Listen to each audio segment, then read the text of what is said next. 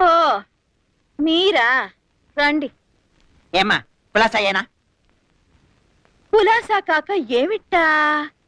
ఒకప్పుడు మీ ఇంటికి ఇచ్చిన అద్దె ఇప్పుడు మా కుక్క పిల్ల బిస్కెత్తులకు సరిపోవడం లేదు. ఏమిటో బాగుందమ్మా, చాలా బాగుంది. అప్పుడు ఎరుకు ఇల్లు, మొగుడు పిల్లలు ఎప్పుడూ కళ్ళెదిగే ఉండేవాళ్ళు. చిరాగ్గా.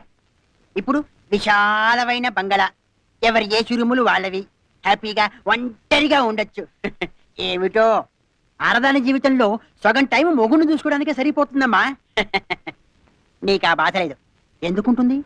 సవతిందిగా. అలాంటి చిన్న చిన్న పళ్ళన్నీ కూడా తనే చూసుకుంటుంది.